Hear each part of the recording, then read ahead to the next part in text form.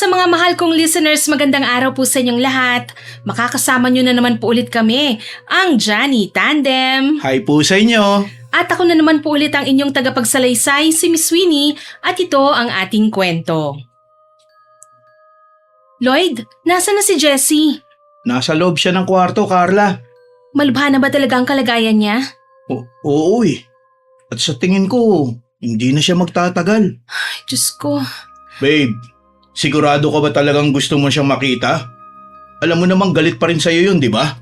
Oo, alam kong galit siya sa akin. Pero mababago ba nun ang katotohanan? Wala naman talaga akong kasalanan eh. Pero paano kung mag-away na naman kayo? Imposible na yun, Kuya Julian.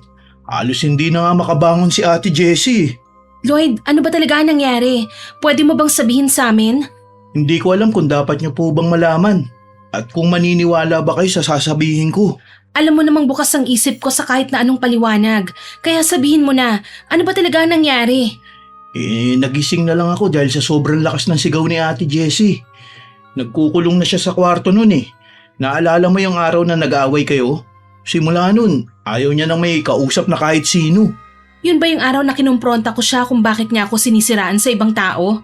Oo nga, pati kami ni Carla, gusto pa niyang mag-aaway dahil sa kasinungalingan niya. Kalimutan na natin yun, babe. Alam ko naman na pinaglalaruan lang tayo noon ni Jessie. Hindi naman natin alam na may masama na pala siyang plano para paghiwalayin tayo. Dahil sa ginawa niya sa inyo, nakuha niyang parusa na dapat sa kanya talaga. Bakit? Ano ba talagang nangyari? Pagkatapos ng gulong ginawa niya, nagkulong na siya sa kwarto eh. Huli na nang malaman namin na sinasaktan niya ng sarili niya. Ano? Sigurado ka ba? Oo, Carla. Naniniwala ba kayo sa kulam? Kulam? Yun ang eksaktong nangyari sa kanya ngayon eh. Bakit niya kukulamin ang sarili niya, Lloyd? Di naman sarili niya ang kinulam niya eh. Kundi ikaw, Carla. Ano? Ako? Bakit ako? Dahil nga galit siya sa'yo. Naiinggit siya at hindi niya maintindihan kung bakit sa'yo lang bumubuhos ang swerte. Nagkakamali siya ng pag-intindi sa kung ano man ang meron kami ngayon, Lloyd. Kung naiinggit siya sa trabaho ko, sa mga gamit na nabibili ko, lahat ng yun pinagtrabahuhan ko naman eh. Hindi ako umasa kahit kanino para makuha yun. Hindi lang naman mga material na bagay ang kinaiinggitan niya sa inyo eh. Pati mga tao sa paligid mo. Si Julian, halimbawa yun. Ako? Nagtapat sa akin ang pinsan ko. Matagal ka na niyang gusto. Pero hindi niya magawang ipagtapat ang nararamdaman niya dahil ikakasal na kayong dalawa eh. Nasapo ko ang ulo ko dahil sa sinabi ni Lloyd. Hindi ko akalain na pati si Julian magiging malaking issue para sa pagkakaibigan namin ni Jessie, Miss Winnie. Nasaan na ngayon si Jessie? Nasa kwarto niya. Alam kong magugulat kayo sa makikita niyo sa itsura niya. Pero wala akong choice kundi ipakita siya sa inyo ngayon eh. Tumango ako at hindi naman tumanggi sa sinabi ni Lloyd. Kinakabahan ako dahil halata sa mukha ng lalaki na hindi talaga siya nagsisinungaling nang sabihin niyang malala na nga ang pinsan niya. Tumigil kami sa harap ng isang kulay brown na pinto. Napansin kong huminga ng malalim si Lloyd bago niya kami hinarap. May face mask ba kayo? Face mask? Bakit? Mas mabuti kung meron. Baka hindi nyo kayanin ang amoy sa loob eh. Kung wala kayo, may extra naman kami rito. Nagkatinginan kami ni Julian. Lalong bumigat ang pakiramdam ko sa pagkakataong yon. Tila ba binabantaan na ako ng kutob na bangungot ang makikita namin sa loob ng kwartong yon. Sige, hihiram na lang muna kami sa inyo. Hindi ko akalaing kailangan pala gumamit pa nun eh. Oo nga. Sandali lang kukunin ko lang sandali. Mabilis siyang bumaba ng hagdan at iniwan kaming dalawa sa harap ng nakasarang pinto, Miss Winnie. Napahigpit ang hawak ko sa braso ni Julian. Ano nga kaya talaga nangyari kay Jessie? Hindi ko rin alam, babe. Pero pakiramdam ko, hindi natin magugustuhan na makikita natin sa likod ng pintong yan. Mabuti na lang at agad na bumalik si Lloyd. Iniabot niya sa amin ang tig-isang disposable face mask bago siya huminto sa harap ng pinto. Nang maisuot na nga namin yon, dahan-dahan niyang pinihit ang doorknob. Ready na ba kayo? Oo, handa na kami. Pagpasok pa lang namin sa loob ng kwarto, napangiwi na kagad ako. Kahit may suot kaming face mask, may nakakalusot pa ring mabahong amoy.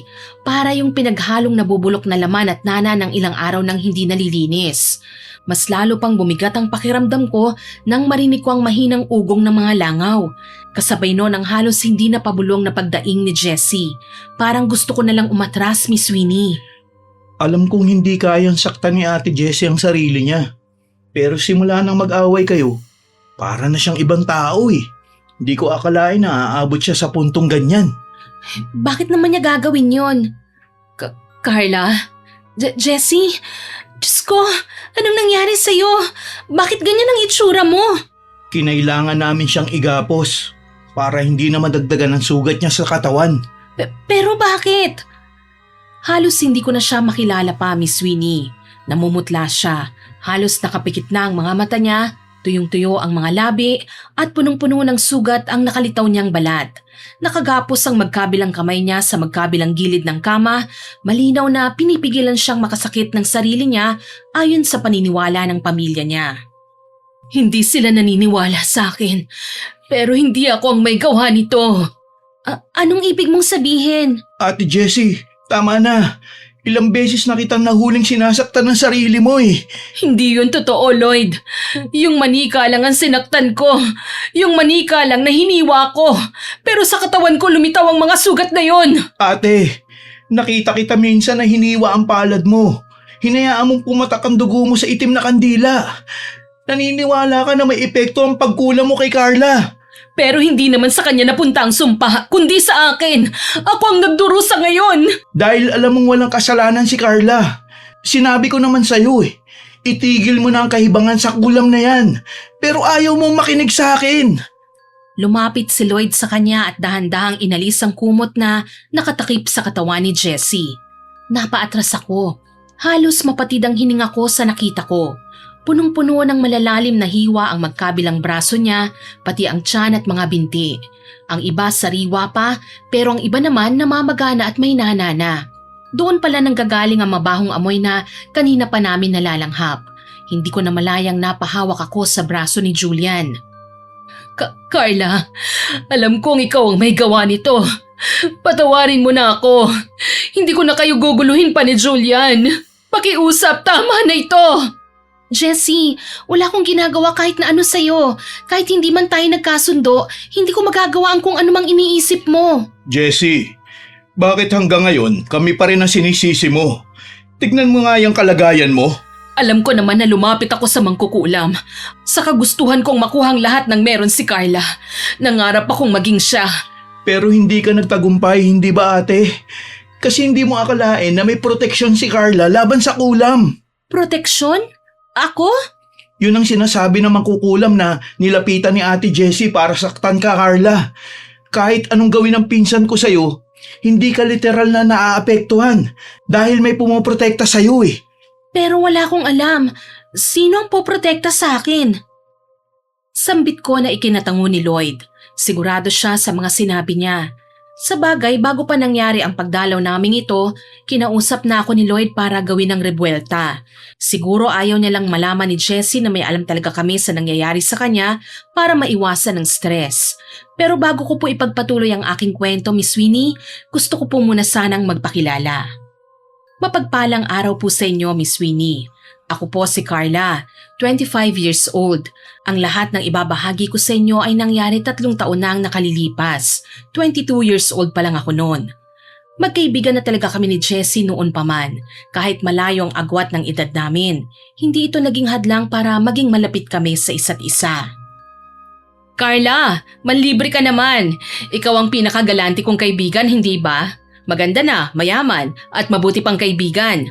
Ikaw ako na naman ang nakita mo. Siyempre naman, sino pa bang yayayain ko? Ikaw lang naman ang best friend ko eh. Ikaw ang pinaka-the best na kaibigan sa buong mundo. Hay, ikaw talaga. Hindi ko tuloy alam kung binubola mo lang ako o gusto mo lang talagang makalibre eh. Ang dami mo pang sinasabi. Tara na, friend. Ay, sige na nga. Total, may isa-celebrate din naman tayo eh. Talaga? Bakit? Alam mo bang nakakota ako sa beauty products na binibenta natin? Talaga? Sigurado ka? Oo, hindi ba may usapan tayo kung sino ang unang makakota sa atin, siya ang manlilibre. Kaya hito, ililibre na kita. Ay, ganun ba? Ibig sabihin talo ko. Hindi ka naman talo, friend. 5 customer lang naman ang lamang ko sa'yo eh. Wala pa namang announcement eh, panalo ka na kagad. Bakit naman magse-celebrate ka na? Siyempre, mamayang hapon na kasi ang announcement eh. Wala na ring madadagdag na customer sa listahan natin. Kaya sure akong ako ang mananalo. Sa bagay, mukhang tama ka nga. Congrats friend, deserve mo naman eh. Tsaka magaling ka talaga. Ngumiti siya habang binabati ako pero hindi ko napansin na pilit lang po pala ang ngiti niyang yon, Miss Winnie. Ang akala ko noon, totoong masaya siya para sa akin. Hindi ko alam na sa likod ng mga salitang yon, unti-unti na palang nabubuo ang inggit sa puso niya. Pareho kaming sales representative sa isang beauty company. Nagbebenta kami ng lipstick, makeup, skincare at iba pang beauty products, Miss Winnie. Bukod sa pagbebenta, kami rin po ang gumagamit ng mga produkto dahil may promo ang kumpanya. Kung sino ang may pinakamaraming sales sa loob ng isang buwan, siya ang magiging model sa susunod na brochure ng company. Jessie, natulala ka na. Ano, sasama ka ba? Oo naman friend, sasama ako. Ililibre mo ako, hindi ba? Ang bait-bait mo kaya. Siyempre naman. Saan mo ba gustong kumain? Doon tayo sa medyo mamahaling restaurant ah. Minsan lang naman ito eh. Yung favorite niyong kainan ni Julian? Sige, magkita tayo sa dati nating tagpuan ha. Mga 5:00 ng hapon. Sige, bilisan mo ha. Huwag kang malilate. Okay. Habang naglalakad ako pa uwi pagkatapos naming maghiwalay ni Jessie, napansin kong nakaupo sa tapat ng bahay namin ang pinsan niyang si Lloyd. Nakayuko lang siya habang pinapaikot ang takip ng bote ng soft drinks na hawak niya. Ngumiti ako at nilapitan siya. Uy Lloyd, anong ginagawa mo dyan? Bakit mag-isa ka lang? Wala naman. Nagpapahangin lang. Sigurado ka? Hindi ka naman ganyan dati ah. May problema ba ha? Wala naman. Nakita mo ba si Ate Jessie? Oo, magkasama kami kanina. May bibilihin pa raw siya kaya nauna na akong umuwi. Ganun ba? Carla, may sasabihin sana ako sa'yo eh. Pero wag ka sanang magagalit ha. Bakit naman ako magagalit? Tsaka ano bang sasabihin mo? Baka kasi isipin mo, nagsusumbong lang ako o sinisiraan ko ang pagkakaibigan niyo ni Ate Jessie. Anong ibig mong sabihin? Wag na nga lang, hayaan mo na lang. Lloyd, ang weird mo. Sige na, sabihin mo na, hindi ako magagalit. Baka kasi mag-away lang kayo ni Ate Jessie. Hindi mangyayari yun, ano ka ba? Kilala ko si Jessie. Alam mo naman na best friends forever kami, di ba? Kaya sabihin mo na. Napapansin ko kasi, kapag wala ka, kung ano-anong sinasabi niya tungkol sa'yo sa ibang tao. Ha? Sigurado ka? Oo. Minsan nga, narinig ko siyang sinasabi sa mga kapitbahay na kaya ka raw mabait kasi gusto mong pinupuri ka ng lahat. Naku, para namang hindi mo kilala ang pinsan mo.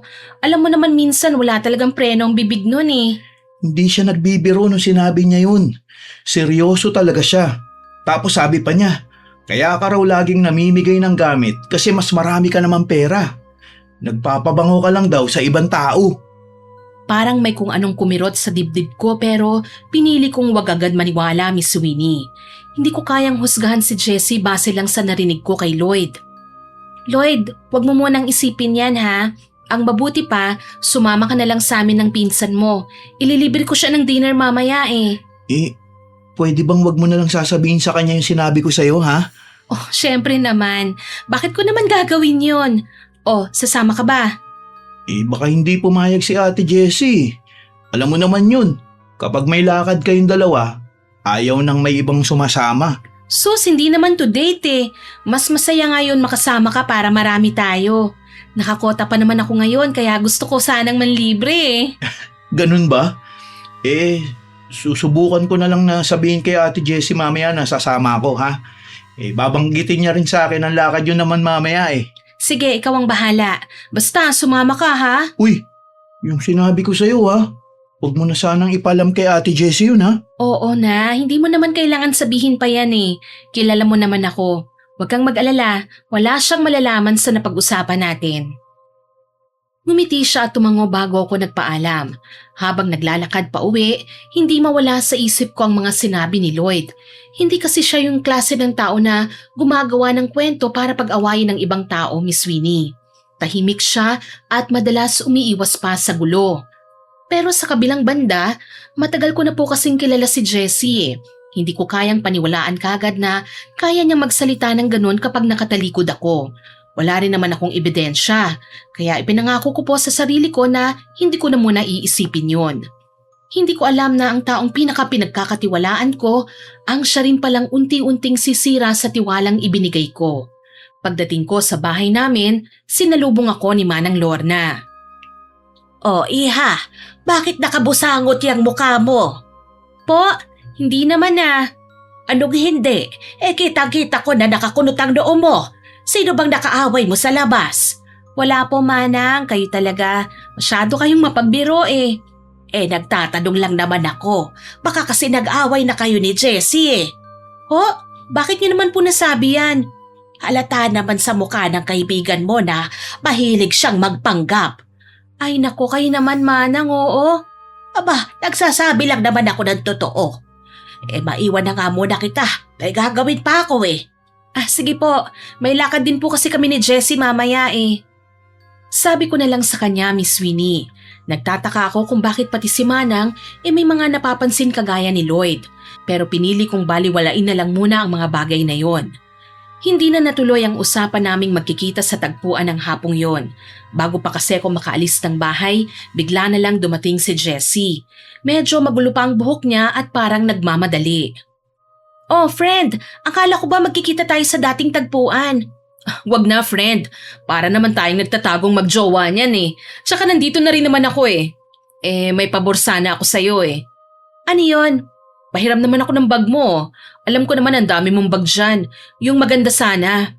Hindi ba may bago kang biniling bag? Bakit hindi na lang yun ang gamitin mo? Hindi pa kasi natatanggal sa plastic eh. Sayang naman kung magagasgasan ka agad. Hihiramin ko lang naman sa dinner natin. Promise, iingatan ko. Sige na nga, basta ingatan mo ah. Alam mo namang bihira lang akong bumili ng bag, kaya iniingatan ko talaga yon. Oo na nga, promise. Tsaka maganda kasi yung bag mo eh. Nakaka-sexy pang lalo. Bagay sa outfit ko. Nagtiwala naman ako sa sinabi ni Jessie. Binuksan ko ang drawer ko at kinuha ang isa sa mga bag na hindi ko masyadong ginagamit. Simple lang ang design nito pero alam kong mamahalin dahil binili pa namin yon noong nag-business trip kami sa ibang bansa para sa branch visit. Pagkaabot ko ng bag sa kanya, biglang nagring ang cellphone ko. Si Julian ang tumatawag. Hindi ko alam kung namamalikmata lang ba ako pero paglingon ko kay Jessie, parang may dumaan na kakaibang tingin sa mukha niya. Sandali lang po yon, Miss Winnie. At pagkurap ko, nakangiti na naman siya na parang walang nangyari. Uy, sagutin mo na. Baka mamaya importante ang kailangan ng babe mo. Hay, ikaw talaga. Selos ka na naman kagad. Ano ka ba, boyfriend ko siya. Ikaw naman, best friend ko. Pareho kayong mahalaga sa akin, ano? Kasi naman girls night out dapat ito. Tapos laging may asungot na boyfriend. Grabe to oh. Kontrabida ka talaga kung minsan. Naku, biro lang. Sige na, sagutin mo na. Baka mamaya magtampo pa yan. Bagay na bagay pa naman kayo. Napangiti na lang ako. Sanay na rin naman ako sa mga biro niya eh. Nagpaalam muna ako sa kanya bago ko sinagot ang tawag. Hello, babe. Hi, babe. Napatawag ka. Busy ka ba?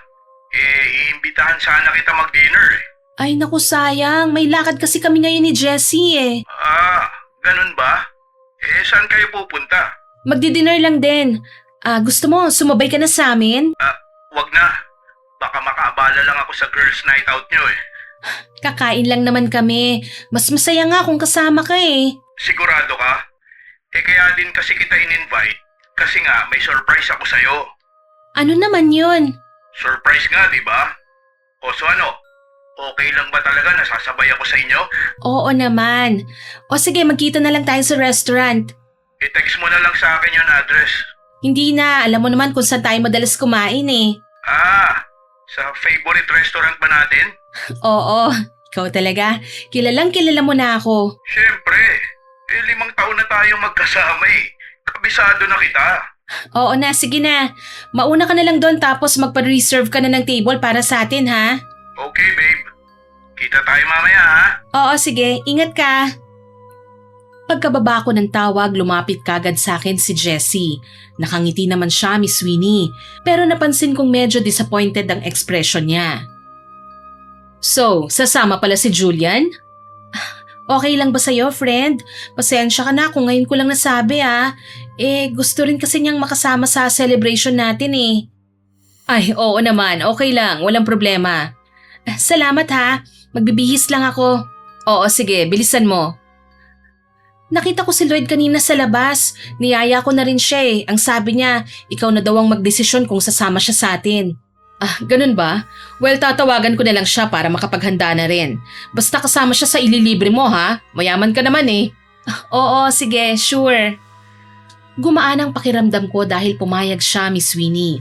Kahit papano, hindi na rin siya magtatampo na kasama namin ang pinsan niya. Ayun nga lang, hindi namin nakasabay sa pag-alis si Lloyd. May iba raw kasing pinuntahan ng lalaki pero hahabol sa dinner. Medyo traffic sa highway habang bumabiyahe kami, kaya naman medyo late na kaming dumating sa restaurant. Isang lalaki ang nakita namin kumakaway-kaway sa may entrance ng restaurant. Hi! Mukha ba akong dinner crusher, ha? Pasensya na, ha? Tinawagan ako ni Ate Jessie.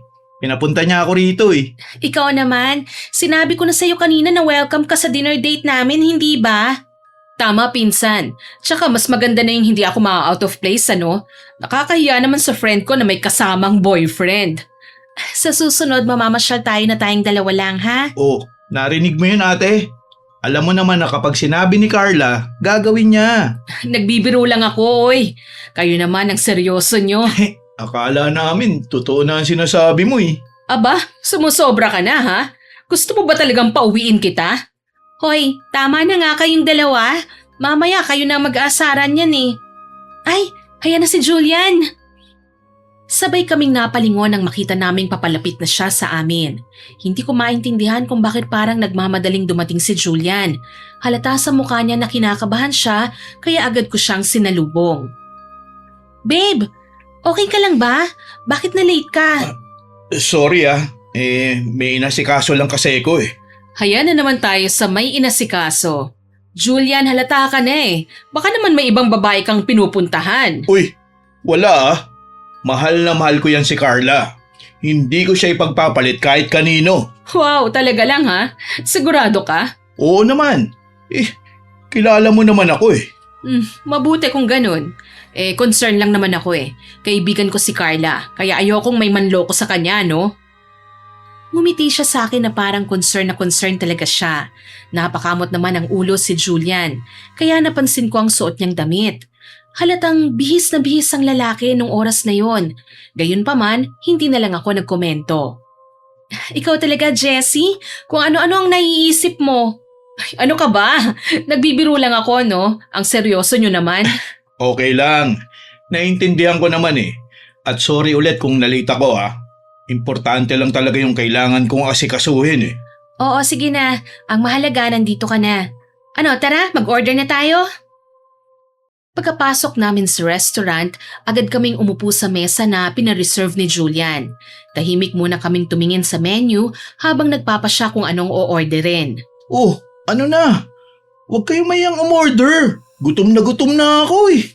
Wow, ikaw talaga pinsan ha? Pagkain na lang palagi ang nasa isip mo. Ikaw ate, simula nang dumating tayo, panay ang tingin mo sa menu. Pero wala ka namang napipili. Aba syempre, pinipili ko ng maayos ang pagkain o orderin ko para sulit ano?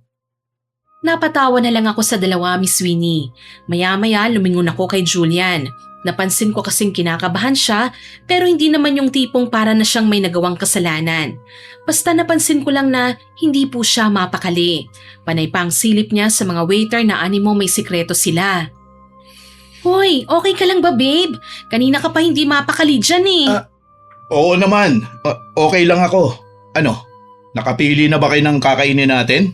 Ikaw na ang bahalang mag-order para sa akin. Alam mo naman na kahit ano kakainin ko eh. Talaga? Baka mamaya sisihin mo ako kapag hindi mo nagustuhan ang napili kong pagkain para sa'yo. Ay nako, imposible yon babe. Sige na at baka nakapili na sina Jessie. Wow, ang sweet naman. Sana all. Uy, ate, wag ka nga maingay. Naiinggit ka lang yata eh. Excuse me? Hindi ako naiinggit ano? O sige, eto na lang babe. O-order tayo ng favorite natin, ha? Perfect yan. Samahan mo ng dessert ha? Oo naman. Ibinaba ni Julian ang menu at tumingin sa akin. Napansin kong bigla siyang natahimik. Kasabay noon ay narinig ko ang favorite song naming dalawa. Bigla po akong kinabahan. Nakita kong lumapit ang isa sa mga waiter at may dalang kulay pulang box. Nagulat ako nang lumuhod bigla si Julian at inilabas ang singsing mula sa kahon na yon. Uy, mukhang may eksena ngayon ah. Ano? Pasensya na kung wala sa timing ang diskarte ko, babe. Pero okay na rin na nandito ang mga kaibigan mo. Para masaksihan naman nila kung gaano ako kaseryoso sa'yo. Babe? Alam ko na ayaw mo ng maraming drama. Pero mahal kita, babe. At gusto kong maranasan natin ang mga bagay na kagaya nito. Babe, nakakahiya naman ang daming tao. Oo, alam ko yun. At sila ang magiging saksi ngayon dahil napakahalaga ng itatanong ko sa'yo. Will you marry me? Pinapaiyak mo naman ako eh. Sabi ko naman sa'yo kung magpo-propose ka, simplihan mo lang hindi ba? Ito bang dahilan kung bakit balisa ka ha kanina pa? Babe, sagutin mo muna ako. Naghihintay ang mga audience natin, oh. Napalibot ako ng tingin sa paligid. Halos lahat ng kasabayan naming kumakain nakatingin sa amin at sumisenyas na mag-yes daw ako. Kaya naman hindi ko na pinatagal pa ang paghihintay nilang lahat. Umuo na kagad ako. Nagpalakpakan ng mga tao at halatang natutuwa sila sa nakita nila. Oo, Julian. Magpapakasal ako sa'yo. Talaga? Salamat, babe. Oras na para mag-celebrate. Sabi ko na nga ba eh. May mag-aalok ng kasal dito ngayon eh. Sus, pwede namang mag-alok ng kasal in private eh. Bakit kailangan dito pa sa harap ng maraming tao? Mamaya mag-trending kayo sa social media niyan. Anyway, masaya ako para sa inyong dalawa. Hindi ko nga rin nakalain na may proposal palang magaganap ngayon. Akala ko simpleng panlilibre lang ang gagawin ko dito dahil nakakota ako sa pagtitinda. Uy, Carla, huwag ka nang gumastos. Yung mapapangasawa mo na manlilibre sa atin ngayon. Sinabi mo pa. Uy, Ate Jessie, bakit tulala ka na naman dyan? Friend, okay ka lang ba ha? Okay lang ako, friend. Ikaw naman oh. Masaya nga ako para sa inyo eh. Congratulations. Salamat ha, Jessie. Hindi mo lang alam, matagal ko nang hinihintay ito. Alam ko naman yun eh. Sambit niya pero hindi nakaligtas sa pandinig ko ang bitterness sa boses ni Jessie, Miss Winnie. Nakatitig pa siya kay Julian nang magsalita kaya naman nanumbalik sa isip ko ang mga alaala noon. Unang nagkakilala sina Jessie at Julian. Crush ng kaibigan ko ang lalaki pero bago pa man siya makapagtapat kay Julian, nanligaw naman ang lalaki sa akin. Iiwas na sana ako at sinabi na may ibang babaeng nagkakagusto sa kanya pero sinabi sa akin ni Julian na wala siyang ibang magugustuhan maliban sa akin. Walang nagawa noon si Jessie kundi ang umatras lalo na't alam niyang hindi siya gusto ni Julian. Friend, okay ka lang ba ha? Oo naman. Bakit mo natanong? Alam ko naman na crush mo si Julian noon eh. Ay, dati na yon friend. At hindi ko na siya gusto ngayon, okay? Tsaka matagal na kayong magjowa. Dapat lang na mag-level up na rin ang relasyon nyo ngayon. Maraming salamat ha. Ngayon makakahinga na ako ng maluwag. Alam kong magiging okay na rin ang lahat dahil naka-move on ka na sa kanya. Oo naman ano. Mukha lang akong maldita pero masaya ako para sa inyo. Sabi niya na ikinatango ko. Maski sina Julian at Lloyd, napapangiti na rin sa naging pag-uusap namin ng best friend ko, Miss Winnie. Naiintindihan ko kung minsan kailangan naming pagdaanan ng mga ganitong pagsubok para maging matatag. Ang mahalaga sa akin, nasa tabi ko ang lalaking pinakamamahal ko at nagsisimula na kaming mangarap para sa buhay na bubuuin namin. Mas naging makulay ang mundo ko pagkatapos ng proposal ni Julian. Simula noon, mas lalo kaming naging malapit sa isa't isa. Hindi rin nagtagal, nagkaroon ng salo-salo sa bahay kasabay ng pamamanhika ng pamilya niya. Sa wakas, natupad na rin ang pangarap ko. Makikita ko na rin ikakasal ang pinakamamahal kong alaga. Ay kayo talaga manang, mas excited pa yata kayo sa akin eh. Aba, syempre naman, iha. Masaya kasi kung magkakaroon ka na ng sarili mong pamilya. Kita ko naman kung gaano ka kamahal ni Julian at sigurado kung aalagaan ka niya. Salamat po, Manang. Kayo talaga ang unang naniwala sa relasyon namin. Kahit nung una tutol si na Mama at Papa. Bata ka pa lang, ako na ang nag-alaga sa'yo. Kilalang kilala na kita. Alam kong hindi mo ipagkakatiwala ang sarili mo sa maling tao. Salamat po talaga, Manang. Julian, iho, ingatan mo sana ang alaga ko, ha? Wag na wag mo siyang paiiyakin. Makakaasa po kayo, Manang Lorna. Hindi ko po siya sasaktan. Gagawin ko ang lahat para maging masaya siya. Napatingin ako habang pinagmamasdan ng paligid, Miss Winnie. Kumpleto ang aming mga kamag-anak at malalapit na kaibigan. Nandun din ang best friend kong si Jessie kasama ang pinsan niyang si Lloyd. Ate Jessie, tara na. Batiin na natin sina Carla at Julian. Mamaya na, ang dami pang tao. Alam mo ate, kung hindi lang kita kilala, iisipin kong nagsiselos ka kay Carla eh. Ha? Excuse me, bakit naman ako magsiselos ano? Malay ko sa'yo. Parang hindi ka masaya eh.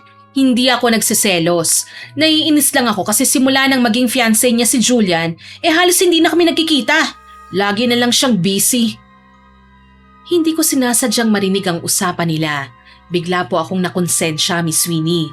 Simula po kasi nang maging fiancé ko si Julian, halos araw-araw na kaming magkasama. Abala kami sa paghahanda para sa kasal, kaya nabawasan na talaga ang oras ko para kay Jessie. Lumapit ako sa kanilang dalawa. Friend! Uy, friend! Congratulations ulit ah. Salamat. Masaya ako at nakapunta kayo sa event na to. Siyempre naman, best friend kaya kita. Hindi pwedeng wala ako dito, no? Ay naku Carla, huwag kang maniniwala sa sinabi ni Ate Jessie. Lloyd, tigilan mo nga ako ah. Nakakahiya ka. Teka, bakit ba kayo nagtatalo? Kasi kung ano-anong iniisip nitong pinsan ko. Sinasabi niyang nagsiselos daw ako sa'yo. Halata naman sa mukha mo eh. Ngingiti ka sa tuwing kaharap mo si Carla. Tapos kapag nakatalikod na siya, sisimangot ka naman. Nako Carla, syempre namimiss lang kita no? Dati halos araw-araw tayong magkasama. Ngayon si Julian ang laging kabanding mo. Inagaw ka na niya sa akin ng tuluyan. Huwag kang mag-alala, magkaibigan pa rin naman tayo eh. Magkakaroon pa rin tayo ng time para mamasyal. Talaga ha? Baka naman kalimutan mo na lang ako kapag ikinasal na kayo. Hindi mangyayari yon. Magkaibigan tayo at walang magbabago sa trato natin sa isa't isa ha? Mabuti naman kung ganon. Alam mo naman na matampuhin ako eh. Kahit matampuhin ka, alam ko naman na hindi mo ako matitiis eh. Sa bagay, tama ka. Friend, alam kong wrong timing to ngayon ha, pero pwede ba akong humingi sa iyo ngayon ng pabor? Oh, ano naman yon? Hindi ba nangako ka dati na hindi mo ako pababayaan kapag kailangan ko ng tulong? Oo naman. Na-short kasi ako sa budget eh. Pwede ba kitang hiraman ng 10,000?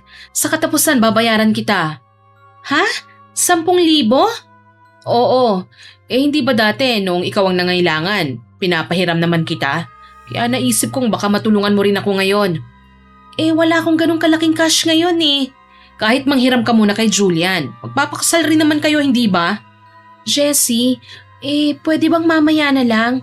Friend, kailangan ko talaga ngayon to eh. Uy, ate, nakakaya ka talaga. Uy. Kaagad na nag-ibang ekspresyon ni Jessie. Tila ba hindi niya nagustuhan ang sinabi ni Lloyd. Pero ilang segundo lang yon bago siya muling ngumiti. Lloyd, huwag kang makialam ha. Hindi naman ikaw ang kinakausap ko eh. Pero ate, makakapaghintay naman siguro yan eh. Ngayon mo pa talaga sinabi yan sa kaibigan mo? Lloyd, okay lang naman. Maliit na bagay lang naman yon. Oo nga, tsaka pwede ba? Huwag ka munang manggulo sa aming dalawa. Nag-uusap kami ng best friend ko eh. Napansin kong napapatingin sa amin ang ilang bisita. Ayokong magkaroon ng eksena sa engagement party namin, kaya hindi na po ako nakipagtalo pa sa kanya. O sige, sandali lang ha. Titignan ko kung may laman pa ang wallet ko. Sus, pinatagal mo pa friend eh, tapos meron naman pala. Hindi nga kasi ako naniniwala na palagi ka nauubusan ng cash eh. Nakakahiya kasi sa mga bisita natin eh. Baka isipin nila may nag-aaway dito. Lahat naman ng pabor may tamang pagkakataon para masabi ate. Heto na nga, hindi ba? Pauutangin na ako ng best friend ko, ano ka ba? Palibhasa wala kang kaibigan na kagaya ni Carla na nakahanda akong saluhin sa oras ng pangangailangan. Sabi niya kaya napahinga na lang ako ng maluwag. Buti na lang at may natira pa akong pera noon. Iniabot ko ang buong 10,000 kay Jessie Miss Winnie. Mabilis niya itong binilang bago ngumiti ng napakatamis. O ano, okay na ba? Ayos, sakto na. Salamat friend hindi ko talaga makakalimutan to. Basta ibalik mo na lang sa sweldo natin ha. Oo, syempre naman. Bago pa ang kasal nyo, bayad na yan. Okay. O paano friend, alis na kami ha? Teka, kumain muna kayo. Naku, busog na nga ako Sige na, alis na kami ha? Okay, sige.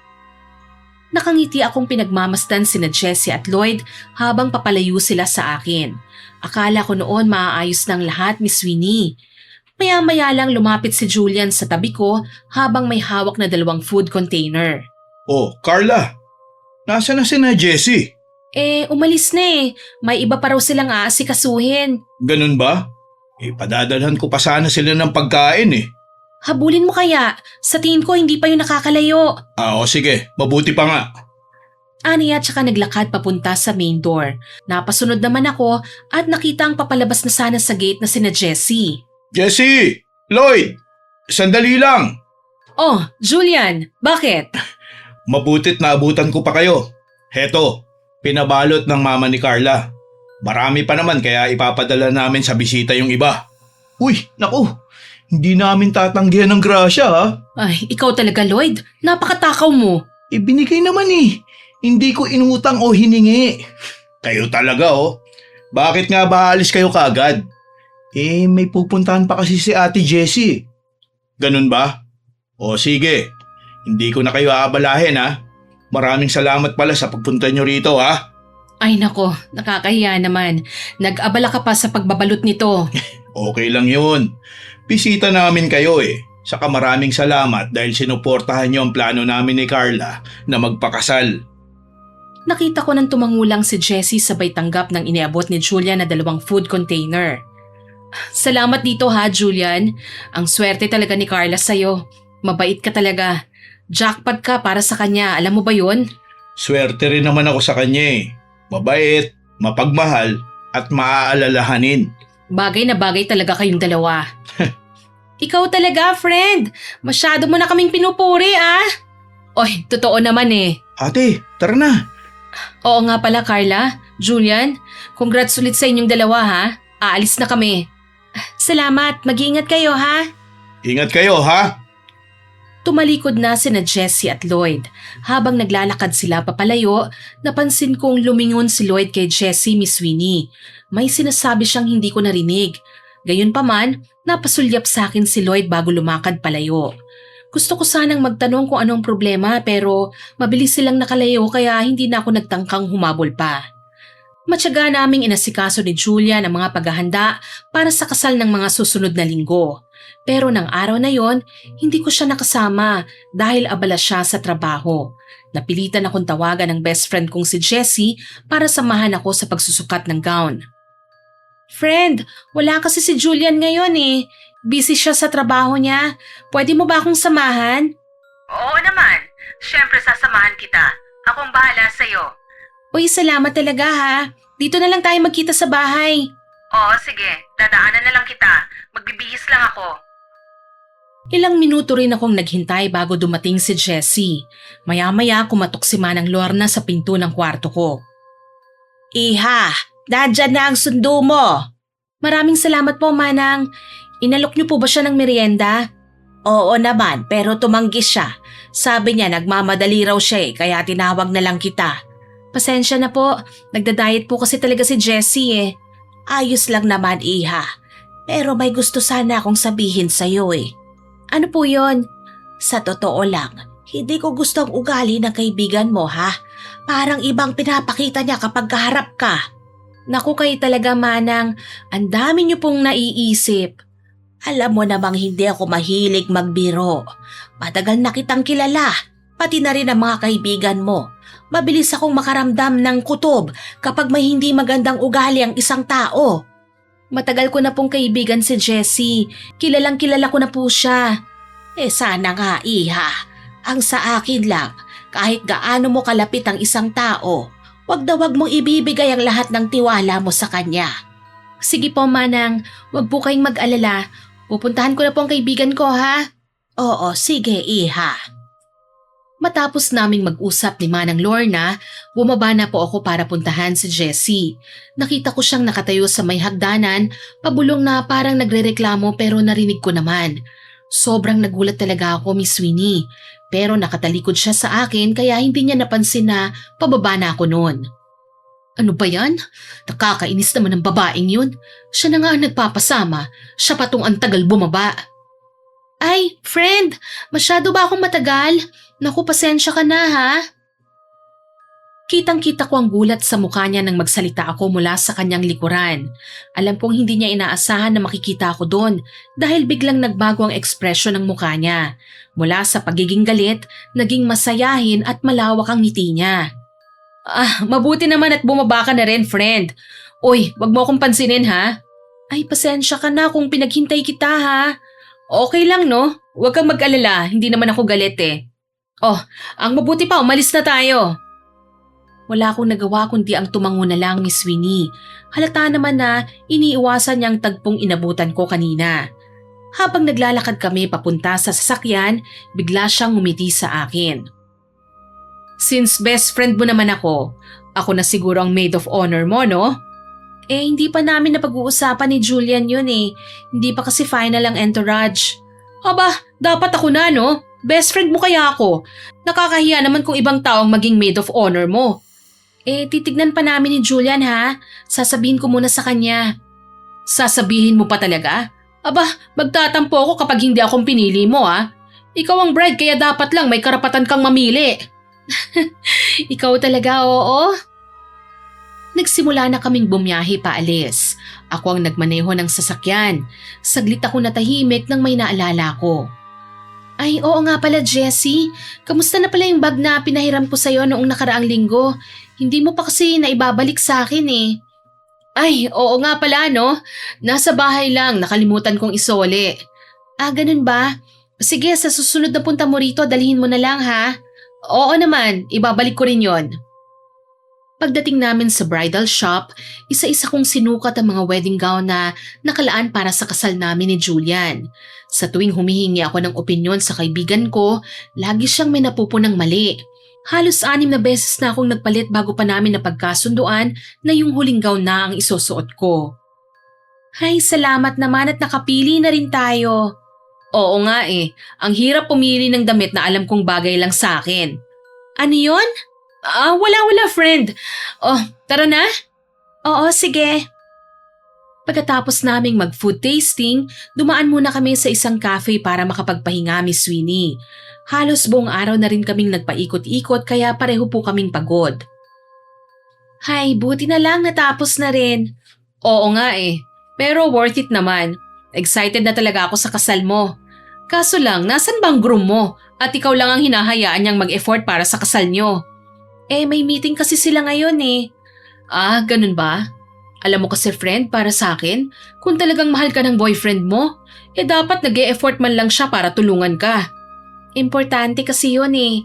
Tsaka sa susunod naman makakasama rin niya ako. Okay. Friend, naalala ko, natanggap na natin yung sahod natin nung nakaraang linggo, hindi ba? Hindi mo pa rin kasi naibabalik sa akin yung hiniram mong 10,000 eh. Yun ba? Isasabay ko na lang sa pagsoli ko ng bag. Okay lang ba? Okay, sige. Pagkatapos ba natin dito, makikipagkita rin sa'yo si Julian? Pupuntahan ko na lang siya sa kanila. May usapan naman kami na magkikita mamaya eh.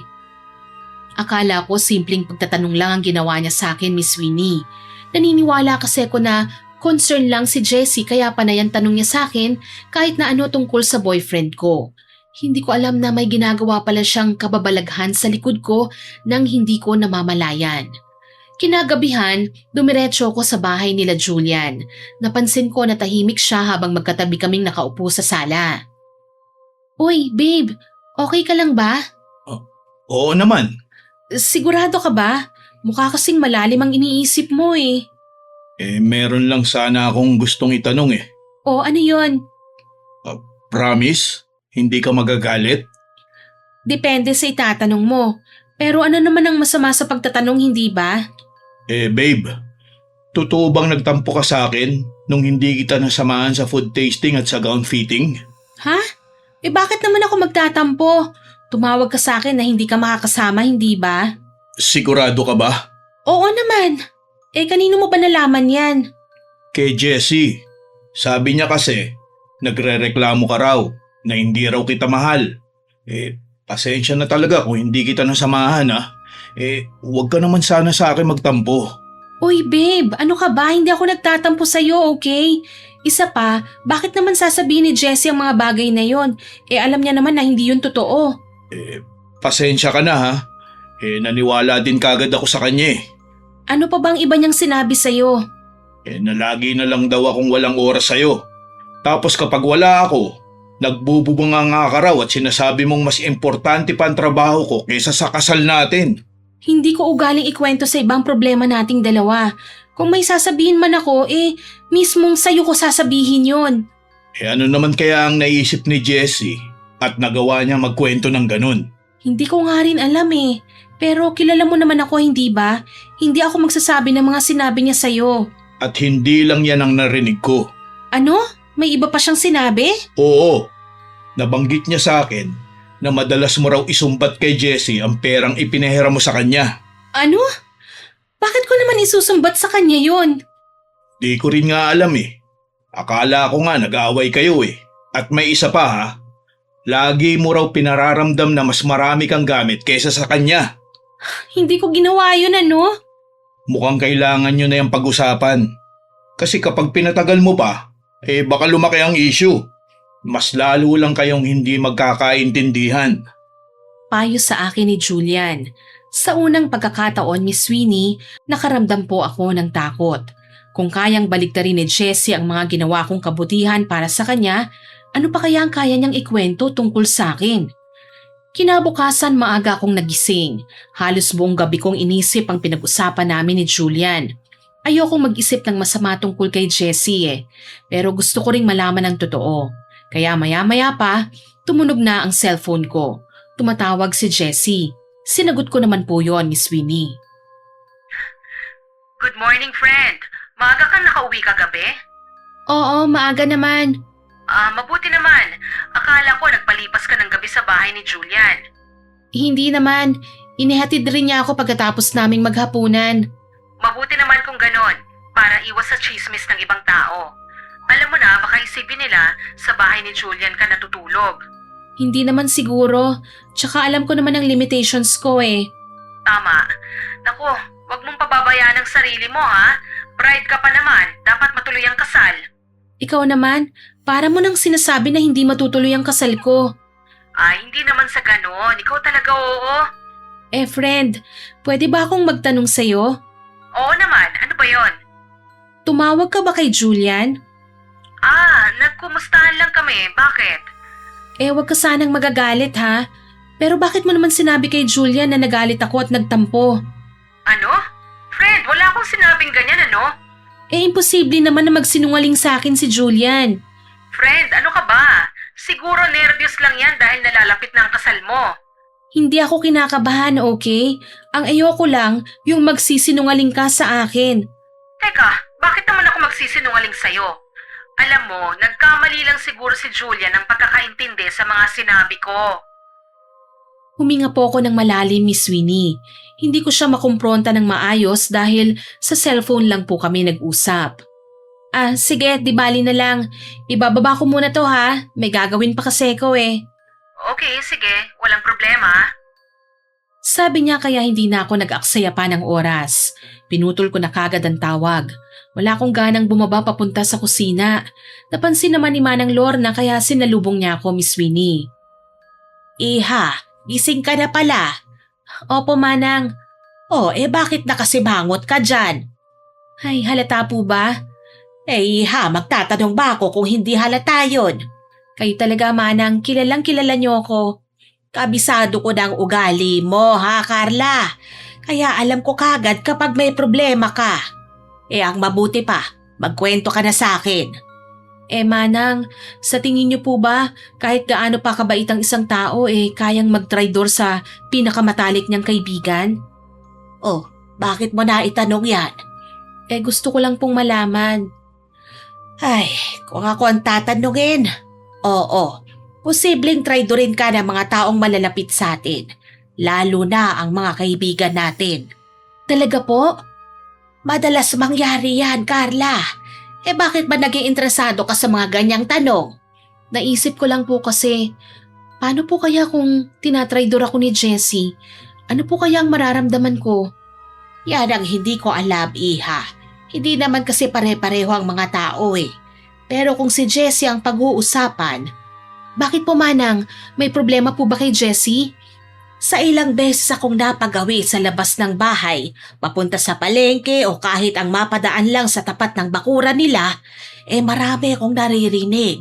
Kaya nga sinabi ko sa'yo na huwag kang basta magtitiwala Hindi ko po malalaman ang mga bagay na ito kung hindi po nabanggit sa akin ito ni Julian.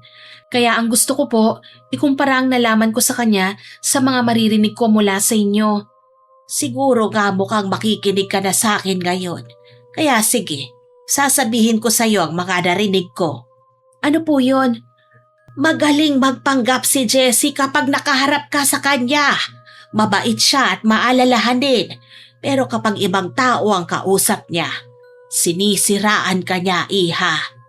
Po, paano niyo po nalaman ang lahat ng ito? Narinig ko, pero hindi ko maipapayo sa'yo na kumprontahin mo na siya kaagad-agad. Ang sa akin lang, magmatsyag ka muna.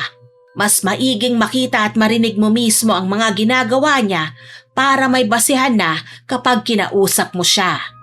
Maraming salamat po sa advice niyo, Manang. Pero gagawin ko po talaga ito. Sabi ko kay Manang, kahit papano umaasa ako na sana biro lang ang lahat ng mga narinig ko mula kay Julian at kay Manang Lorna. Halos magkapareho po kasi ang kanilang sinabi, Miss Winnie. Makalipas ang ilang araw, nagpa siya akong pumasok muna sa opisina. Maaga pa lang dumating na ako dahil may ilang papeles akong kailangan asikasuhin bago magsimula ang trabaho. Tahimik pa ang buong opisina noon. Habang naglalakad po ako papunta sa mesa ko, napahinto ako nang marinig ang pamilyar na boses ni Jessie. Nasa kabilang bahagi siya ng opisina. Mukhang inihatid siya ng pinsan niya sa trabaho. Kausap niya si Lloyd at halatang hindi nila ako napansin. Ate Jessie, wala na talaga ako mapapahiram sa'yo. Oo, kakasahod ko lang. Pero binayad ko na kagad sa mga utang ko 5,000 lang? Maliit na halaga lang naman yun, hindi ba? Sige na, pautangin mo na ako. Binubungangaan na ako ni Carla sa utang ko sa kanya Seryoso ka ba ate? Hindi si Carla ang tipo na taong nag-iingay kapag nagagalit. Hindi ka nga yata niya sinisingil Anong hindi? Nagsisimula na nga manumbat dahil naaalala ko lang daw siya kapag may kailangan ako. Akala ko nga magkaibigan kaming tunay. Napaatras po ako, Miss Winnie. Kahit kailan hindi ko po siya sinumbatan o siningil sa utang niya. Nahihiya pa nga ako magpaalala sa kanya Para mas maging malinaw po ang lahat sa akin, lihim po akong nakinig sa usapan nila. Alam mo ate, ang mabuti pa, itigil mo na kasi ang kakagastos mo para hindi ka na nagigipit. Anong magagawa ko? Ang daming sales sa mall Tsaka sayang naman kapag hindi ko binili yun Maunahan pa kaya ako ng iba? Bakit ba kailangan mo mamili ng maraming gamit? Tapos inuutang mo lang naman yung pinambibili mo. Nakakaabala ka na sa ibang tao Aba syempre ano bang gusto mo? Talunin ako ni Carla? Siya lang ang may maraming gamit? Siya lang ang may maraming makeup at maraming pera ganun ba? Ay, kahit kailan talaga hindi ka nagpapatalo. Tapos, mali naman yung mga rason mo. Ay nako, huwag ka na nga lang kasing magreklamo. Kung wala kang maitutulong. Ang mabuti pa, mag-isip na lang tayo ng paraan para mabili ko yung gamit na gusto ko. May maganda ka pang bags, di ba? Hindi mo na kailangan bumili ng bago. Tsaka naalala ko may nabanggit ka sa akin na hiniram mong bag kay Carla. Nasa na yun? Yung bagbaka mo? Heto Palihim akong sumilip at nakita ko na may inilabas na bag si Jessie sa isang plastic. Alam ko na yun nga po ang bag ko, Miss Winnie. Nagulat lang ako dahil iba na ang itsura ng bag ko. Medyo kupas na ito at maraming kalmot. Uy, hala. Bago to, di ba? Ano nangyari rito? Nung ginamit ko yan, naglagay ako ng pagkain sa loob eh. Nakalimutan kong alisin. Ayun, nang madiskubre ko, binutas na pala ng daga. Ate, mahal yan di ba? Paano na yan kapag siningil sa'yo ni Carla yan? Magdadahilan na lang ako, no? Alangan naman na magalit pa siya sa akin, nasira na nga ang bag. Bakit kasi hindi mo iniingatan, ate? Kawawa naman si Carla. Maingat sa mga gamit yun, di ba? Ano nga magagawa ko? Inutusan ko ba mga daga na ngat-ngatin nilang bag ni Carla? Hindi naman ah. Ay, ewan ko sa'yo, ate. Napakabait ni Carla para tratuhin mo siya ng ganyan. Ano ka ba naman, Lloyd? Pinsan mo ko, di ba? Dapat sinusuportahan mo ako sa mga ginagawa ko. Hindi yung ikaw pang naninermon sa akin. Ayokong maging konsentidor, ate. Isa pa, mali naman talaga ang mga ginagawa mo eh. Hayaan mo na. Sasabihin ko na lang kay Carla ang nangyari sa bag niya. Sigurado ka, ha? Oo, sigurado ako. O sige, hindi mo na kita kukulitin. O paano? Papasok na rin ako sa trabaho ko, ha? Oo, sige. Sunduin mo ako ulit mamaya, ah. Huminga ako ng malalim pagkatapos kong marinig ang mga sinabi ni Lloyd at ang sagot ni Jessie. Gayunpaman, nagkunwari akong walang narinig at dali-daling bumalik sa pwesto ko. Maya-maya pa dumating na si Jessie sa kanyang mesa at nginitian ako. Bitbit niya ang plastik kung saan doon niya nilagay ang bag ko. Hi friend, nandyan ka na pala. Jessie, ikaw pala yan. Oo, maaga akong dumating eh. May kailangan kasi akong asikasuhin. Ganun ba? Pareho pala tayo. Oo nga pala friend, mangangamusta lang sana ako sa bag na ipinahiram ko sa'yo. Hindi mo pa kasi isinusoli sa akin eh. Yun ba? Ay naku sorry ha, hindi ko nga pala naisoli sa'yo kagad. Baka naman pwede ko nang makuha. Huwag kang mag-alala, dadalhin ko dito bukas. Sagot niya sa akin. Napakunot noo ko dahil itinanggi niya ang dala niyang bag. Para mailanta dito, tuluyan kong sinagi ang plastik sa sahig para mapansin niya ito. Ay, hala, nahulog. Nako, ako nang pupulot. Nakipag-agawan pa ako sa kanya para makuha yon. Kaso lang, lumuwa ang laman na ikinagulat ko. Jessie, teka lang. Bag ko yan, hindi ba? Akala ko ba naiwan mo ang bag ko at dadalhin mo dito bukas? Pero teka, bakit nabutas to? Sorry, akala mo lang bag mo yan pero kapareho lang kasi. Hindi Jessie, kilala ko ang gamit ko eh. Alam kong bag ko ito. Bakit kailangan mong magsinungaling sa akin? Tsaka bakit naging ganito ang itsura nito? Carla, hayaan mo muna ako magpaliwanag. Alam mo, ilang beses ko nang napapansin na kakaibang kinikilos mo eh. Anong ibig mong sabihin? Una, tinanggi mo ang mga sinabi mo kay Julian nang kumprontahin kita. Tapos ngayon, nagsinungaling ka tungkol sa bag ko. Bakit ba ha? Medyo napataas ang boses ko ng mga sandaling yon, Miss Winnie. Maski si Lloyd, aalis na sana para magtrabaho, napasilip ulit sa amin. Oh, kita mo yan ate? Ang bilis talaga ng resulta. Sabi ko sa'yo eh, habang maaga pa, ipakita mo na kay Carla yung bag na yan. Pwede ba umalis ka na nga? Hindi ko kailangan ng taong kumukontra sa akin. Huwag mo naman pagsalitaan ng ganyan ng pinsan mo. Tama naman si Lloyd eh. Tapos ako ang mali ha, ganun ba? Palibhasa, sanay ka na napupuri ka. Kasi pakiramdam mo, perfect ka. Teka, ano ba yung sinasabi mo, Jessie? Hindi ko alam na may ganyan ka palang mga komento para sa akin. Uy, teka. Seryoso na ba kayo niyan ha? Huwag kang makialam dito, Lloyd. Kung tutuusin, kasalanan mo to eh. Bakit naging kasalanan ko ate? Wala naman ako ibang ginawa kundi ang pagsabihan ka. Yun na nga eh, sinisira mo ang mga plano ko. Ikaw naman, Carla, pwede bang pakinggan mo naman muna ako kahit minsan? Nagtatanong lang naman ako, Jessie. Hindi mo kailangan magsinungaling sa akin. Alam ko na magagalit ka dahil sa nangyari sa bag mo. Pero pwede ba? Bigyan mo naman ako ng chance na ipaliwanag ang lahat ng detalye. Hindi ko sinasadyang masira ang bag mo, okay? Willing naman ako na pakinggan ka eh. Ang hindi ko lang maintindihan kung bakit kailangan mo pang itago sa akin ang totoo. Kaibigan kita, Jessie eh. Dapat kung may problema tayo, sinasabi mo kagad sa akin. Bakit? Kung sinabi ko ba sa'yo ng mas maagang nangyari sa bag mo, matutuwa ka ha? Siguro nga madidismaya ako. Pero wala namang masama sa pagsasabi man lang sa akin. Hindi mo ba naisip na habang nagsisinungaling ka, mas lalo mo lang sinisira ang tiwala ko sa iyo eh? Malungkot kong sambit sa kanya. Kung tutuusin, tanggap ko na kanina pa na sira na talaga ang bag ko, Miss Winnie. Kasi wala naman na akong magagawa kasi nangyari na eh. Yung totoo, hindi lang bag ang sinoli niya sa aking sira. Meron ding makeup, sapatos, damit, lahat ng yun pinagpapasensyahan ko na lang. Pero yung pagsabihan ako ni Jessie na tila ba pinagmumukha ko siyang walang-wala, yun ang hindi ko pong matanggap eh. Yung magkakalat siya ng balitang hindi maganda tungkol sa akin. Dahil buong akala ko, magkaibigan ang turingan naming dalawa. Ang masakit, pinaplastic niya lang pala ako. Ilang araw pagkatapos ng nangyari sa opisina, napansin kong tila may gustong sabihin si Julian sa akin. Nagtaka po ako, Miss Winnie. Halata sa kanya na tila nababalisa siya. Kaya naman hindi na ako nakatiis, napilitan akong kausapin siya isang araw. Babe, pwede ba kitang makausap? Oo naman babe. Ano yun? Babe, okay ka lang ba? Ilang beses ko na kasing napapansin na balisa ka eh. Huwag kang mag-alala. Okay lang naman ako eh. Wag mo na akong lokohin. Halata ko naman na may malalim kang iniisip eh.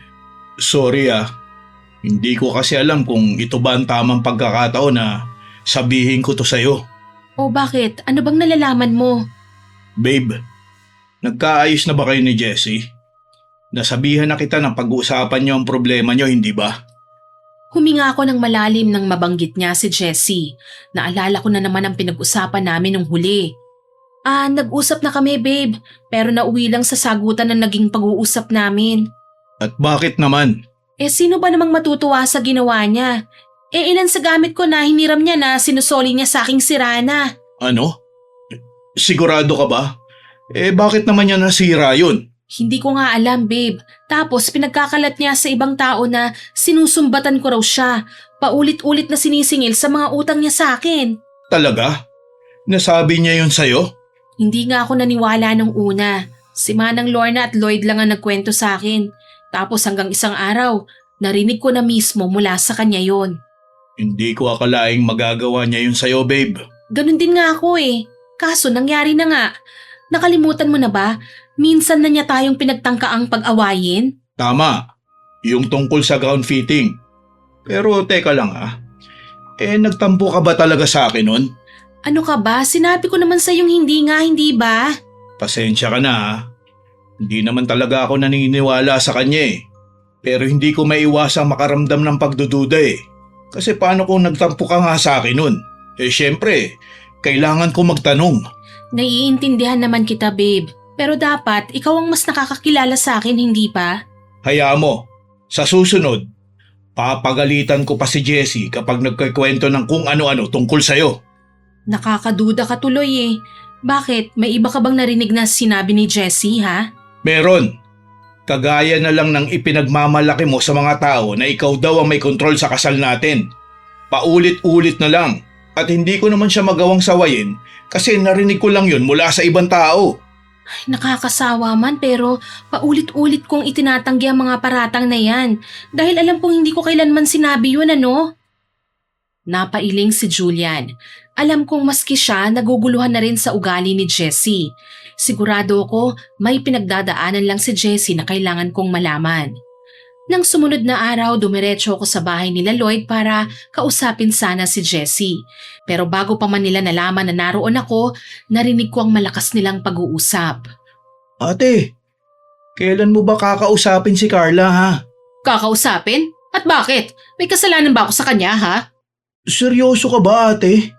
Hindi ka man lang nagsorry sa ginawa mo sa bag niya Aba, deserve niya yun oh. Feeling kasi niya siya lang ang pwedeng magkaroon ng mamahaling gamit. Pero mali pa rin yung ginawa mo. Tapos nagsinungaling ka pa sa kanya. Kaya nga mabait ako kapag kaharap siya, hindi ba? Para hindi niya mahalata na niloloko ko lang siya. Hindi nun mababago ang katotohanan na sinira mo yung bag niya. Tapos hanggang ngayon, hindi mo pa rin binabayaran yung utang mo. 10,000 yun ate ha. Kung sa akin ka umutang ng ganun, hindi kita tatantanan hanggat hindi mo ako binabayaran no? Ikaw talaga. Bakit ba si Carla ang kinakampihan mo? Ako ang pinsan mo, hindi ba? Kasi mali ka. Hindi ko na kayang itolerate ang mga pinagsasabi mo tungkol sa kanya. Tapos pati si Julian, sinisiraan mo na rin eh. Kasalanan niya yon. Ako ang unang nagkagusto kay Julian eh. Hindi ko nga alam kung bakit siya ang pinili ng lalaking yon. Ate, tama na. Ikakasal na sila. Tumigil ka na, okay? Hindi. Gagawa ko ng paraan para mapaghiwalay sila. Hindi umubra ang ginawa kong paninira sa kanya. Kaya mag-iisip na lang ako ng ibang paraan. Parang may pumutok sa loob ko pagkatapos kong marinig ang mga sinabi niyang yon, Miss Winnie. Hindi na ako nagdalawang isip pa. Dumiretso ako sa loob at hinarap si Jessie. Halata ang gulat sa mukha niya nang makita ko. Pero ilang segundo lang, ngumiti na naman siya na parang walang anumang nangyari. Oy, friend! Anong ginagawa mo rito? Ang kapal ng mukha mong tawagin akong friend. Napaka-plastic mo! Traidor ka! Anong sinabi mo? Tinuring kitang tunay na kaibigan, Jessie. Pinalagpas ko ang pagsira mo sa mga gamit ko. Pinagpasensyahan ko kahit na hindi mo pa binabayaran ang utang mo. Tapos malalaman ko na sinisiraan mo pala ako habang nakatalikod ako? Bakit? Wala ba akong karapatang magsabi ng nararamdaman ko, ha? Ilang beses kitang tinanong kung may problema ka ba sa akin. Ni minsan wala ka namang sinabi. Tapos sa ibang tao ka naglalabas ng sama ng loob mo? Siyempre, hindi ko naman pwedeng sabihin yun sa'yo ng harapan. Kita mo na? Plastic ka nga talaga at balak mo pang sirain ang relasyon namin ng fiancé ko? Oo, kasi ako dapat ang kasama niya. Ako ang unang nagkagusto sa kanya. Sumingit ka lang naman eh. Nakakahiya ka naman. Lahat na lang ng meron ako gusto mong agawin? Kasi gusto kong maging ikaw. Dapat sa akin napunta ang lahat ng meron ka. Ano? Ate, hindi ko akalain ganyan na pala kalala ang inggit mo kay Carla. Malala ka na nga, Jessie. Hindi ka na basta naiinggit lang. Obsessed ka na nga talaga. Hindi na ako nakapagtimpi pa, Miss Winnie. Sinugod ko siya at mabilis kong hinila ang buhok niya. Hindi na ako napigilan ni Jessie dahil sa labis na pagkabigla niya. Aray! Carla, bitiwan mo ako! Bakit kita bibitawan? Ang dami mong ginawang mali sa akin. Sinira mo ang tiwala ko. Hindi totoo yan. Sinungaling! Uy, tama na! Huwag na kayong mag-aaway! Pasensya ka na, Lloyd pero matagal ko nang kinikimkim ang lahat ng ito. Dapat lang naman siguro na ilabas ko na ito sa kanya. Huwag kang feeling bida dyan. Hindi ako nagpapabida. Ang pinagsisisihan ko lang, naging kaibigan pa kita. Nagkalmutan kami at halos magpagulong-gulong kami sa sahig. Pareho kaming walang balak umatras. Lahat ng sakit, galit at sama ng loob na ilang buwan kong tiniis, doon ko ibinuhos. Alam kong mali ang umabot kami sa ganong sitwasyon. Pero ng mga sandaling yon, ubos na po talaga ang pasensya ko sa kanya, Miss Winnie. Halos hindi ko marinig si Lloyd sa kasisigaw niya habang pilit kaming pinaghihiwalay na dalawa. Uy! Tama na nga! Hindi ba kayo nahihiyang dalawa? Para kayong mga bata eh. Kung nag-usap lang kayo na maayos, hindi na sana umabot sa ganito eh. Mag-usap? Sa tingin mo hahantong kaya kami sa ganito kung hindi niya ako sinisiraan sa ibang tao? Sa tingin mo magagalit ako sa kanya ng ganito? Tapos ngayon gusto mong magpanggap akong parang walang nangyari, ha? Ganun ba? Hindi naman sa ganun, Carla. Ngumingiti pa kayong lahat kapag kaharap ako. Tapos kapag nakatalikod ako, ginagawa niya na pala akong katatawanan. Ngayong alam mo na ang totoo, hindi ko na kailangan pang magpanggap. Sa totoo lang, matagal na kitang hindi gusto. Ikaw ang pinakamasamang taong nakilala ko. Sana hindi na lang kita naging kaibigan. Pagkasabi ko noon, tinalikuran ko na silang dalawa. Hindi ko na hinintay pa ang sasabihin ni Lloyd nang maramdaman ko na humabol siya sa akin. Umiiyak ako habang tumatakbo pa uwi. At pagpasok ko sa bahay, agad akong sinalubong ni Manang Lorna. Carla, Diyos ko iha, anong nangyari sa'yo? Bakit ganyan ang itsura mo? Nakipagsabunutan po ako sa magaling kong kaibigan, Manang. Ano? Bakit mo naman ginawa yon? Akala ko ba pupunta ka lang sa bahay nila para makipag-usap? Naubos na po kasi ang pasensya ko eh. Gusto ko lang po sanang makipag-ayos sa kanya. Pero iba po ang narinig ko nung nag-uusap sila ng pinsan niya eh. Ganun ba iha? Sinabi ko naman sa'yo eh. Hindi talaga mapagkakatiwalaan ang Jessie na yan. Tanggap ko na po lahat ng ginawa niya sa akin. Kahit sinira niya ang mga gamit ko, kahit hindi niya binayaran ang utang niya sa akin, pinapalagpas ko yon. Pero yung harap-harapan niyang sinabi na siya raw ang unang nagkagusto sa fiancé ko, tapos balak pala niya kaming paghiwalayin. Akala ba niya basta-basta na lang akong papayag doon? Hayan, lumabas na rin ang totoong ugali ng kaibigan mo. At tandaan mo, huwag mo siyang iiyakan ha. Marami pang tao ang mas karapat dapat para sa tiwala mo. Hindi naman po kasi ganun kadali yun, Manang eh. Ilang taon din kaming naging magkaibigan. Itunuring ko pa nga po siyang parang kapatid ko na eh. Hindi ko maintindihan kung bakit nagawa niya po yun sa akin. Simple lang ang sagot, Iha. Naiinggit siya sa'yo. Hindi niya makuha mga bagay na meron ka. Kaya gusto niyang sirain kung anong nakapagpapasaya sa'yo. Hindi ko naman po kasalanan kung nagkulang siya sa pagsisikap eh. Ganon talaga ang taong puno ng inggit sa puso. Imbis na magsikap, mas gusto nilang hilahin pababa ang iba. Kaya ang mga ganyang klaseng kaibigan, iniiwasan na at hindi na binibigyan ng pangalawang pagkakataon. Napahikbi na naman ako at mahigpit na yumakap kay Manang Lorna. Sa mga ganitong oras, pakiramdam ko para po akong batang inaway at inagawan ng candy ng mga kalaro niya. Doon ko na-realize na kahit gaano ako kaswerte sa buhay, Miss Winnie, darating pa rin pala ang panahon na kakailanganin ko ang mga taong totoong nagmamalasakit sa akin. Mabilis na lumipas ang ilang araw. Nakarating kay Julia nang nangyari sa amin ni Jessie. Kinausap pala siya ni Lloyd dahil nahihiyang lumapit sa akin si Lloyd. Sabi ni Lloyd, sorry daw. Nabigla lang daw siya nung nagsabunutan kayo ni Jessie. Hindi niya raw alam kung paano kayo aawatin eh.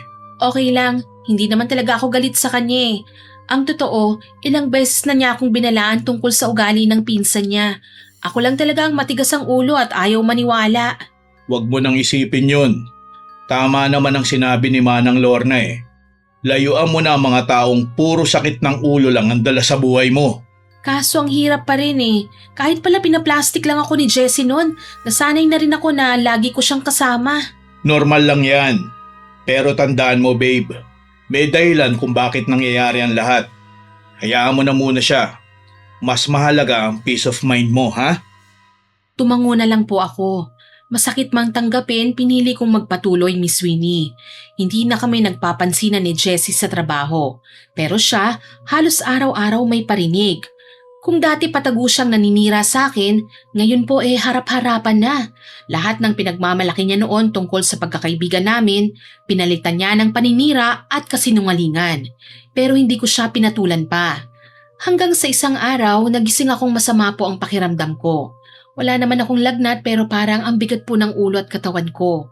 Akala ko noon simpleng pagod lang po yon. Pero habang tumatagal, lalo po akong nangihina. Nag-aalala na talaga ako sa'yo, Iha. Siguro kailangan na kitang dalhin sa ospital. Manang, simpleng lagnat lang naman po ito eh. Anong simpleng lagnat? Halos gabi-gabi kang umuungol. Tapos kapag ginigising kita, ang tagal mong dumilat. Para kang binabangungot. Pasensya na po kayo kung pinag-alala ko kayo. Pero alam niyo po, Manang, madalas ko pong mapanaginipan si Jessie. Talaga? Bakit? Ano sa tingin mo ang dahilan? Hindi ko nga rin po alam eh. Pero natatakot po kasi ko. Madalas may hawak po siyang manika. Tapos tinutusok niya yon. Pagkatapos ako naman ang nakakaramdam ng matinding sakit. Siguro yun ang dahilan kung bakit naririnig niyo akong umuungol habang natutulog. Biglang naging seryoso ang mukha ni Manang Lorna. Ilang segundo siyang natahimik at hindi inalis ang tingin sa akin. May problema po ba, Manang? Wala tayong problema, Iha. Pero mukhang ang kaibigan mo ang meron. Bakit po? Alam mo namang bukod sa pagiging yaya mo, may konti akong kaalaman at tungkol sa panggagamot. May napapansin po ba kayong kakaiba sa akin? Patingin ako ng palad mo. Tahimik ko pong iniabot ang kamay ko. Hinawakan niya yon at parang isa-isa niyang binasa ang bawat guhit sa palad ko. Maya-maya, nanlaki ang mga mata niya habang salitan niyang tinitingnan ang mukha ko at ang palad ko. Nakasulat dito na may isang taong lubos mong pinagkakatiwalaan ang magtataksil sa'yo. Ano? Sigurado po ba kayo dyan? At anong klaseng pagtataksil naman po yon? Katulad lang ba na nangyari sa amin ni Jessie? Hindi. Mas mabigat pa ron. Ramdam ko ang matinding inggit at galit. At pakiramdam ko, gumagamit siya ng itim na mahika. Napakaseryoso ni Manang Lorna kaya hindi ko po alam kung paano ko dapat mag-react. Kahit masama ang pakiramdam ko, napatawa pa rin po ako ng mahina. Nako naman Manang, niloloko niyo naman po ako eh. Hindi ko kayang gawing biro ang ganitong bagay, Carla. Hindi dapat pinaglalaruan ang kulam. Kulam? Sa tingin ko, may ekspertong nilapitan ng kaibigan mo para ipakulam ka. Akala ko, sapat na ang bangungot na nalaman kong may ginawa si Jessie para magkasakit ako. Pero mas malala pa pala ang katotohanan. Madalas po akong mawalan ng malay. Tuwing bumabagsak ang katawan ko, wala na akong maalala sa mga sumunod na nangyari. Ayon kina Manang Lorna at Julian, ilang beses daw akong nagsuka ng mga insekto. Hindi ko po alam kung anong nararamdaman ko dahil hindi ko naman mismo nakita ang mga lumabas sa bibig ko. Madalas ko ring makita si Manang Lorna na may dalang kalderong may nagbabagang uling. Pinapausukan niya po ako gamit ang langis na may halong insenso. Sa tuwing ginagawa niya yon, gumagaan naman po ang pakiramdam ko. Ang problema lang, naging mapili na po ako sa pagkain. Kaya ako pumayat at naging mahina. Matapang ang mangkukulap na nilapitan ng kaibigan mo. Tulungan niyo po ako, Manang. Natatakot po ako eh. Huwag kang mag-alala, Iha. Hindi kita pababayaan. Gagawin ko ang lahat para gumaling ka. Malungkot akong tumango at umasa na sana nga tuluyan na akong gumaling. Pagkalipas ng ilang linggo, dumalaw po si Lloyd at Julian sa bahay. Halatang hindi nakatulog si Lloyd dahil sa itsura niya. Carla, pasensya ka na kung ngayon lang ako nakadalaw ah. Sorry din sa naging ugali ko nung huli tayong nag-usap. Ayos lang, Lloyd. Wala naman akong sama ng loob sa'yo eh. Kaya nga mas lalo akong nahihiya eh. Pero may kailangan ka kasing malaman. Ano yon? Hindi ko na ipifilter ang sasabihin ko ah. Lumapit si ate sa isang mangkukulam para ipakulam ka. Alam ko na yon, Lloyd. Hinahayaan ko lang. Hindi mo dapat hinahayaan, Carla. Wala naman akong kasalanan sa kanya eh. Kaya kampante ko na mawawala rin ito. Pero hindi ko kayang palampasin ang ginagawa niya eh. May dala po siyang bag. Maya-maya, inilabas niya ang isang manikang eksaktong kahawig ng nasa panaginip ko. Nanlamig po ang buong katawan ko. Kung gusto mong tuluyang mawala ang ginagawa niya sa'yo, kailangan mong ipabalik ang sumpang pinagagawa niya. Paano? Lumapit kayo sa isang manggagamot o albularyo. Kaya ko na gawin yon. Manang Lorna, gusto ko lang humingi ng tawad para sa mga ginawa ng pinsan ko. Sana noon mo pa ginawa yan. Hindi yung hinintay mo pang lumala ang kalagayan ng fiancé ko. Pasensya na, Julian ha. Di ko lang talaga alam kung paano ko magsisimula eh. Naiintindihan naman kita, Lloyd. Tama na muna ang sisihan. Ang mahalaga ngayon, maayos natin ito at matuto ng leksyon niyang pinsan mo. Dala ang manika, pumasok si Manang Lorna sa isang madilim na silid. Halos 3 oras po siyang hindi lumalabas doon. Hindi ko alam ang lahat ng ginawa niya. Ang alam ko lang, nagsindi siya ng itim na kandila at nagsunog ng kamanyan. Paglabas niya, wala na siyang sinabi tungkol sa ritual. Lumipas ang ilang araw at unti-unti nang gumaan ang pakiramdam ko. Nawala ang matinding lagnat at muli naming naipagpatuloy ni Julia ng paghahanda para sa kasal namin. Pero kasabay nun, nalaman naming malubha ang naging kalagayan ni Jessie. Carla, baka hindi ako makadalo sa kasal niyo ha. Kailangan ko kasing alagaan si ate. Lloyd, tama lang bang ginawa kong pagbabalik ng sumpa? Oo, kasi hindi habang buhay, dapat nating kinukonsinti ang maling gawain. Huwag kang mag-alala, Iha. Wala akong ginawa para mapahamak siya.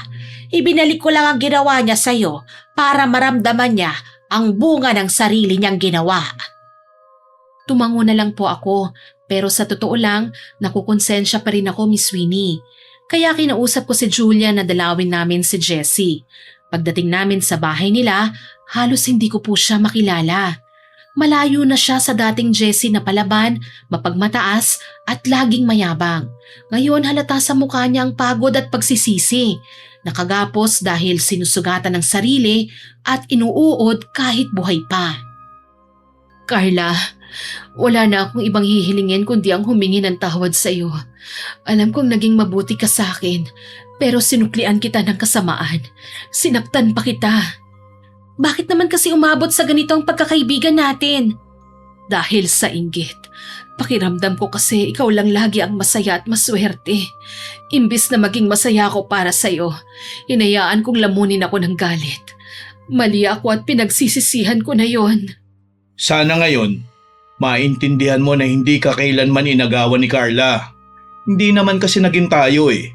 Mula noon hanggang ngayon, si Carla lang ang minahal ko. Alam ko na ngayon. Dati ayoko lang talagang tanggapin ang totoo. Dahil sa katigasan ng ulo ko, nasaktan ko ang taong itinuring kong kaibigan. Kung may nangyari man sa akin ngayon, alam kong bunga rin ito ng aking maling ginawa. Gagaling ka rin ate. Ang sabi ni Manang Lorna, ang kailangan mo lang ay tanggapin ang mga pagkakamali mo at magbago. Oo, gagawin ko yon. Hindi ko man mababawi ang lahat ng nagawa ko noon. Sisikapin ko ngayon maging mas mabuting tao. At kahit hindi mo pa ako mapatawad ngayon, maiintindihan ko yon, Carla. Ngumiti lang po ako ng bahagya. Hindi pa ganun kadaling ibalik ang dating tiwala pero kahit papano, nakita ko pong sincere naman siya at nagsisisi. Hindi na rin namin pinaalam sa kanya ang ginawa ni Manang Lorna. Ilang buwan ang lumipas, natuloy po ang kasal namin ni Julian. Dumalo si Jessie bilang bisita. Hindi na siyang maid of honor na dati naming napag-usapan pero masaya akong makita siyang tahimik na nakangiti habang pinapanood ang kasal namin. Ramdam kong nagsisimula na talaga siyang magbago. Kumusta, Iha? Masaya ka ba ngayong maayos na ang lahat? Opo, Manang, at may natutunan din po ako. Kahit gaano tayo kabuti sa ibang tao, kailangan din pala nating mahalin at pahalagahan ang sarili natin. Hindi pwedeng lagi na lang tayong nagbibigay. Tama ka. At pakiramdam ko, hindi na uulitin ni Jessie ang ginawa niya sa'yo. Natuto na rin siya sa wakas. Napangiti po ako sa sinabi ni Manang Lorna. Makalipas ang ilang buwan, lumipat na po kami ni Julian sa bago naming bahay. Paminsan-minsan, nakakasalubong pa rin namin sina Jessie at Lloyd. Malaki na po ang pinagbago ni Jessie. Hindi na siya mapanghusga at marunong na siyang umiwas sa gulo. Bagamat hindi na kami kasing lapit ng dati, maayos naman po ang pakikitungo namin sa isa't isa. Naging abala naman po ako sa pagbubuntis ko sa panganay naming anak ni Julian. Siya naman, naging abala rin sa trabaho, Miss Winnie.